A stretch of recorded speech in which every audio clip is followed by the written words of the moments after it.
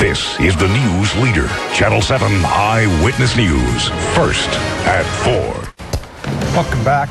Two shocking and disturbing cases of child sex abuse in the news this month. One in Los Angeles, the other in New York. A teacher's aide in Brooklyn caught with child pornography. We reported on this very disturbing story earlier in this newscast, but we want to talk now to an expert, a psychologist, Dr. Harris Strainer, about what parents should do. Dr. Strainer, thanks for speaking to us today. I think there are so many parents stunned by the allegations, and parents now wondering, could this have happened to my child? And now trying to speak to their children. If there are parents from Brooklyn whose children go to that school or went to that school, and they're thinking about the course of the last few years, what are some of the telltale signs for them that perhaps their child was a victim here? One of the things that you want to look for are changes in your child's behavior. If your child was a very gregarious individual and suddenly is isolating in their room, you want to be aware of that. Or if they are someone who was always isolated in their room and suddenly wants to be around the protection perhaps of other adults, that's something to be aware of. So change in behavior.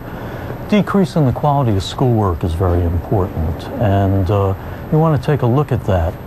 There can also be changes, especially among elementary school children, where they're doing drawings, if they're doing art class, where they suddenly start to do drawings and the characters in the drawings don't have hands or mouths because they're silent, they can't speak, they can't help themselves.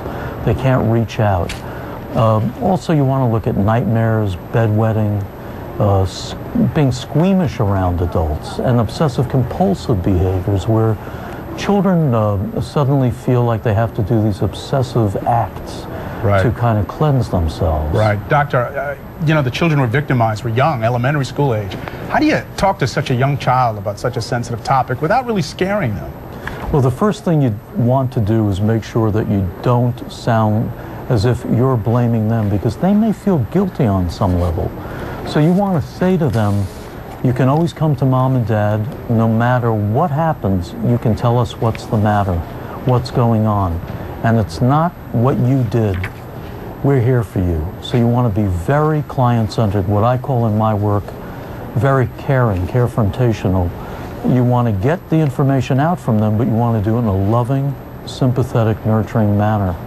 You also want to let your youngster know that nobody has a right to do anything to you. No adult has a right to do anything to you that you don't want them to do, whether that's put their hands on you, whether that's ask you to do certain acts, whether that's asking you to say certain things to them or to get involved in certain behaviors.